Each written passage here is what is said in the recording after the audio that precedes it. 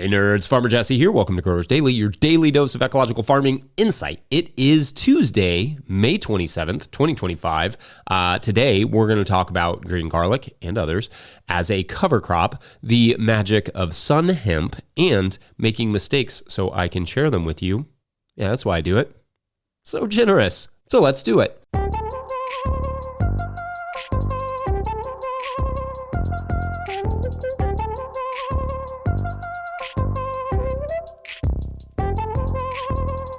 All right, well, lovely Tuesday to you all. I hope everyone is doing well. Yesterday was a relatively productive day on the farm. It was nice out. I got those beds prepped that I had planned on that I talked about, so I feel good about that. Got a couple more beds of lettuce planted, which it's starting to be that time that I will have too much lettuce right now because it's just growing so well, but also need to plant a lot more because here in about 2 months, people will be begging for it. And I got the tomatoes trained up a little bit closer to their trellis, which is a job that I planned for Friday, and which was also already overdue, but had not planned to be a bit under the weather on Friday. So that job kind of went even more overdue. But yeah, effectively, pruning season has begun, and that, to me, is when this job really gets going. Oh, and real quick, I just wanted to give a shout out to a grower named Yuri in Ukraine, who I've communicated with several times over the years, and who sent me a TikTok video of a combine harvesting next to some sort of heavy artillery firing away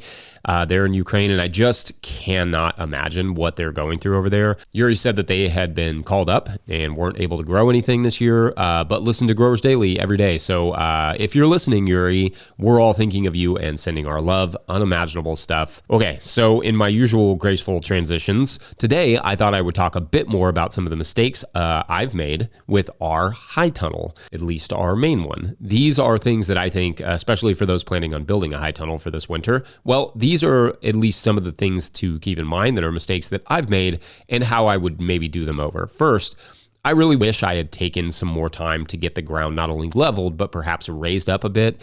The tunnel, which is a Rimmel greenhouse tunnel, who is also notably a show sponsor, so you should buy like 10 tunnels from them today so they know how much we appreciate them.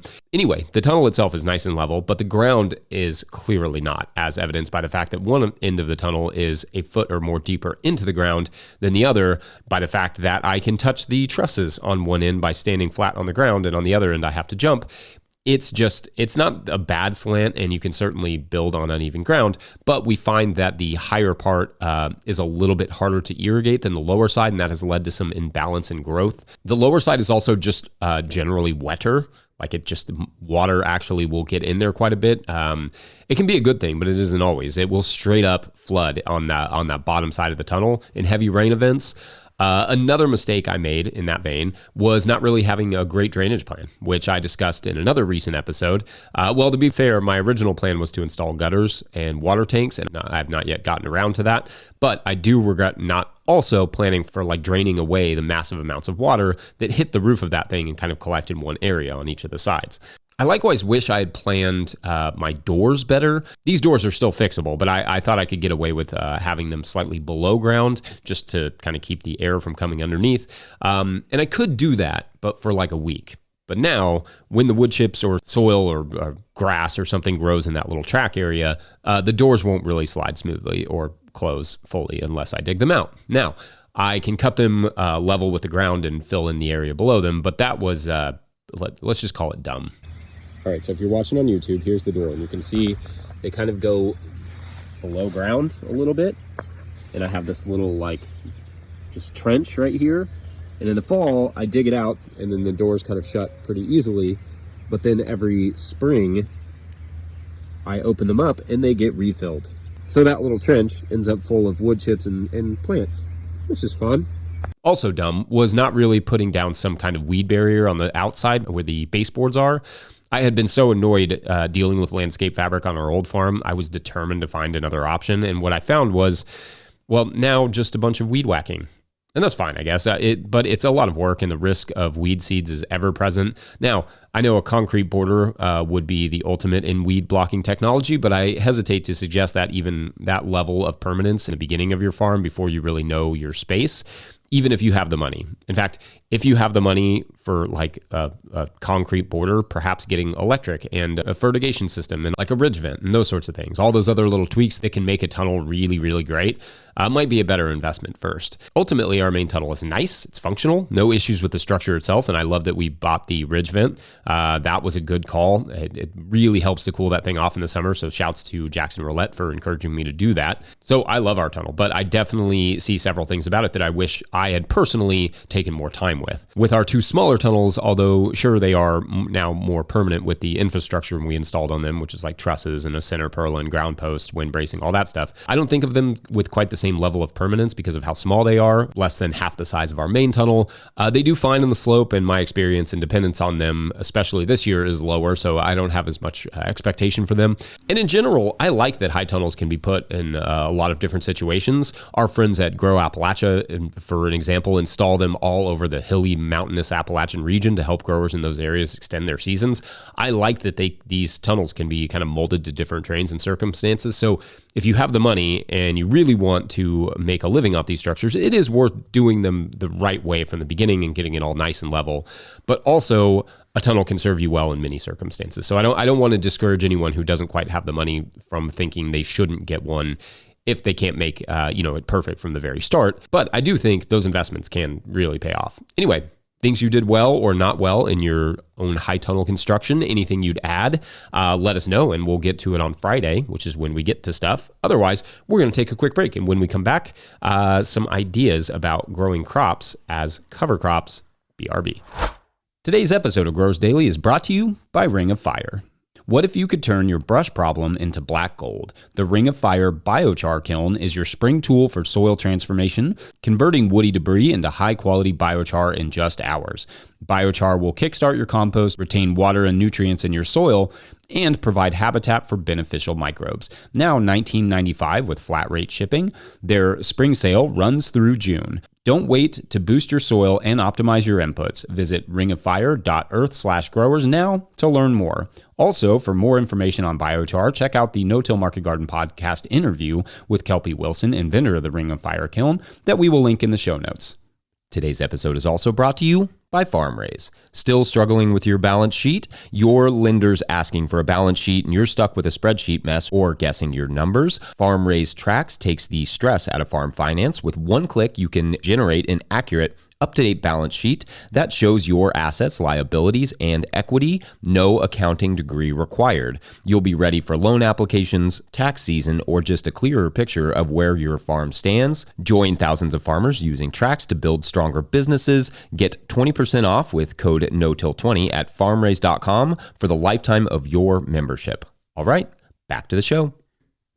If you, the listener, are enjoying this podcast, getting even a small amount of value from it, consider supporting our work over at patreon.com/no-till-growers. I will try to get to questions from everywhere that questions come in, but I will always get to your Patreon questions. Now, today's Patreon question comes from Patreon member Jim Smith, who writes, quote, "Can we talk about green garlic as a cover crop, or maybe a winter crop is more accurate? I plant about 2,000 of my nicest cloves of garlic every year for bulb garlic, but then I take the smaller cloves from those bulbs, plant them between warm season crops, and harvest as green garlic the following spring. The green garlic all goes to a hot sauce maker. An example rotation might look like grow, harvest, and cut down tomato plants, plant small garlic cloves, harvest as green garlic the following May, and then plant squash in that spot. It really leaves the soil in great shape.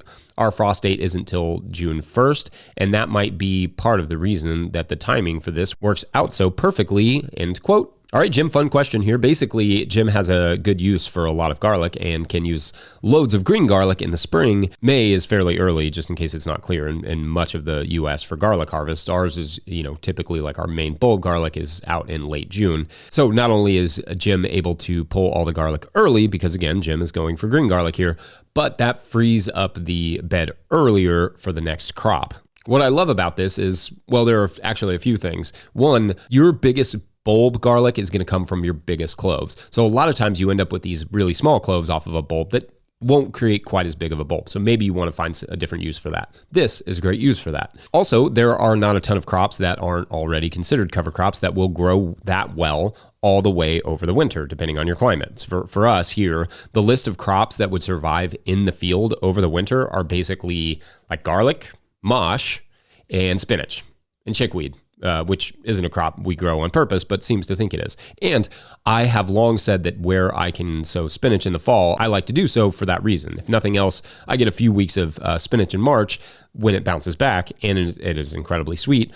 Or at very worst, it's just a cover crop. Mosh, which is kind of like a succulent looking but very hardy crop, is a bit like that too, growing nice and happily all winter regardless of temperatures in the field, and can be harvested in the dead of winter. The trouble with spinach is that it's not the easiest crop to get rid of, meaning it takes a little extra work to clear a bed of spinach versus a bed of, say, garlic or even mosh that comes out entirely. Mosh is nice in some ways, and not to mention it's a delicious fresh salad green that chefs love, but the fact that the plant has to be cut entirely does leave the soil a little bit unprotected and vulnerable in the late winter. But the nice thing with Jim's green garlic approach here is that it all comes out at the same time. So it can be replanted at the same time, which, to be fair, you could do that same thing with mosh if you had, the market for it, for at least that much mosh. So I like Jim's approach and idea here, especially for those of you who grow a lot of garlic and have an outlet for boatloads of green garlic as well. That is garlic that has not yet matured into a bulb before it has flowered. There are also slightly warmer climates than ours, but also potentially ours, where you could use a single bed to grow out Walla Walla type onions, for instance. Transplant those to a new bed and then refill that bed with something else. So basically, you use that bed like a plant propagation bed, and now it's free for you to plant something else in like March. Carrots in some climates could also work that way, where you grow them until the fall and let them chill under some row cover or mulch as you harvest all winter, and then refill that bed once they are out with something else. You could maybe also do something like that with parsnips that you plant in like February or March here, and then you harvest in like December and January, and then once all those are out, then you'd have that bed free to do something else with. The one thing to keep in mind is that you may still want to add a little compost after the garlic comes out, just to ensure the nitrogen for the next crop, especially if the next crop happens to be a heavy feeder. But anyway, fun stuff, Jim. What crops would you all use for such a system? Let us know. Otherwise, we're going to take a quick break, and when we return, fun in the sun, hemp. I tried. Be right back.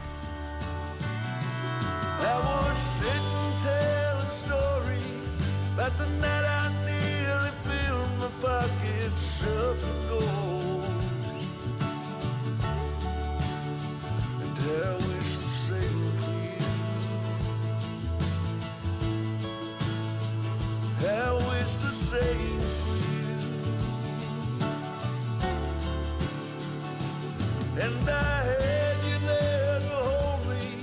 It was good enough. Today's episode is brought to you by Farmhand. I started a CSA to grow food and build community, not to drown in admin work. Spreadsheets, emails, and pack lists take up too much time. If I could spend less time at my desk and more in the field, that'd be a win. Enter Farmhand.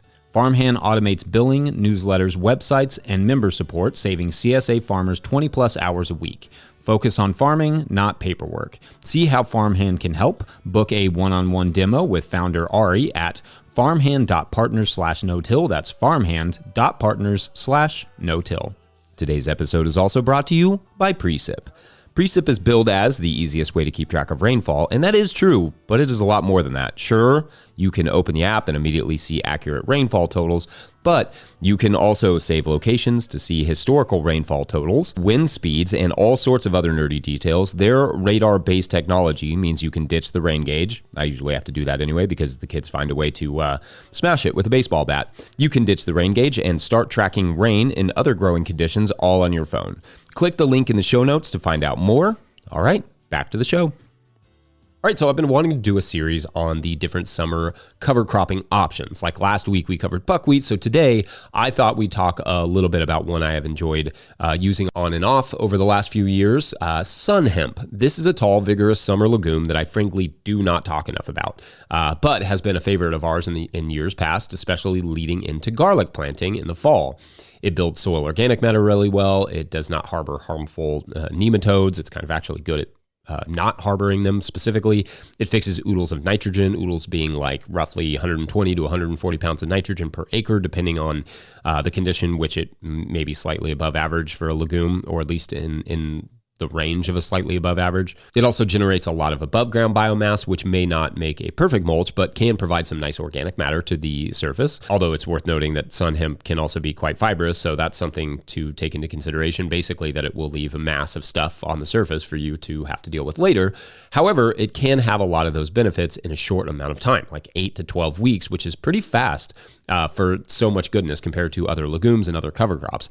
Now, some important little tidbits when it comes to this crop. One, the seeds need to be buried about 1.5 or so inches beneath the soil to germinate. In other words, just broadcasting it on the soil surface ain't going to cut it. You really have to make sure that it has good seed to soil contact and seed to soil coverage. Two, it's a great mixer with things like sorghum Sudan grass and sesbania, both of which are crops I will talk about another time because they are both good summer cover crops, and that makes a nice little mix. Three, if you are on poor soil or especially sandy soil where root knot nematodes can be an issue, sun hemp might be a no-brainer to add to the summer cover crop mix. Also, if you, like many of our friends just south of us, do not get the hard, consistent frost that we get here in Kentucky to kill off, say, peas and or oats, then a later summer cover crop mix that includes sun hemp and sorghum Sudan grass might be the ticket. Those will die relatively easily in a hard frost or two and leave a nice mulch to protect your soil all winter and give you a good fresh start in the spring. Just rake off that mulch if you want to and plant and enjoy. Yeah. Last, sun hemp is strictly a summer starter. It will not germinate in cold soil. The soil really has to be in general like in that 70-ish degree Fahrenheit range. So that's like 21 Celsius. Also, fun fact, it's not just traditionally a cover crop. It is also a forage crop for livestock, but can also be used as a fiber crop for clothing, baskets, nets, and etc. You can just use your imagination. Anyway, thoughts on sun hemp? Experience with it? Let us know, and otherwise, let's wrap this Tuesday. Don't forget, No Till Growers is now officially a 501c3 nonprofit, so donations are tax deductible and greatly appreciated. You can learn more about how to kick in over at the show notes. You don't have to anywhere. You can just go down to the show notes. Please make sure to like and subscribe and or follow wherever you are getting this podcast. That's an easy way to help us out. Enormous thank you to all of our show sponsors. And if you'd ever like to sponsor the show, you can reach out to Farmer Michelle at notillgrowers.com. She will help you out. Huge shouts to Willie Breeding for the theme music, Mike Hilbert for the production help and editing, and the team at No Till Growers. Also, shouts to Epidemic Sound for the background music that you can hear. Pick up a copy of the Living Soil Handbook or the Seed Farmer at notillgrowers.com to support our work. Big thank you to everyone over at patreon.com/notillgrowers, where at a certain level, or if you just bump up from one level to another, or you sign up in the month of May, you get a shout out on the show. So big shout outs today to, we got our pollinators, Alicia Arzate, Vesalaya Gardens, Cedric Reed, Bill Price, William Wiley Madro, Richia Grant, Wish I Started 20 Years Ago, Dwight Yoder, Honey Works, Lynn Tompkins, Steve Hurlbut, Rebecca S., Mark Ravenel, Lee Shelley, Brian McCarthy, Larry Shepard, Martian Cindy, DP, Cap Brannigan, Little Row Farms, Hank Zecca, Ashley Sharp, Jill Crosby, Scott Roser, Norskogard Farm, Laura Britton, Alberto Diaz, Peter Broad or Brood, Jason Ruel, Earth Care Farmer Jane Murner, Derek Page, Meredith Light of Granite Springs Farm, Grown Up Farm, Bob and Ann Patton of Hexhamshire Organics, Jared Kirst at Rivendell Farm, Steve Larson, Fiona and Donnie of Firefly Farm, and Jen Lawrence. This is the long list of people that they were supposed to pick up on their bike ride, across the country from, like San Diego to Charleston, South Carolina. But in the middle of their bike ride, the bike riders are like in the desert in Nevada headed towards Las Vegas because, a quick stop on the long journey across the U.S., it won't hurt anything. And they decided to take a little rest outside of Jean, Nevada, pulling off on the side of the road and throwing up some, tarps for some shade to take a snooze. But when they wake up, they see off in the distance near a couple of small hills what happens to be a legit oasis. Now, they were aware of a few oases, right? I think is the right term. There in Nevada, but this was not on their map. So although they feel cautious out of fear that this is some sort of mirage, they decide to go explore. Now, mirage, it is not, but they quickly find it is definitely not the oasis they think it is. That is for tomorrow on I'd like to see the desert menu. Who put me in charge of these titles? Thanks for watching and/or listening. We will see you tomorrow. Bye. So blind, how could I not see? I must have been wrong. 'Cause your love is strong for him. Why would it not?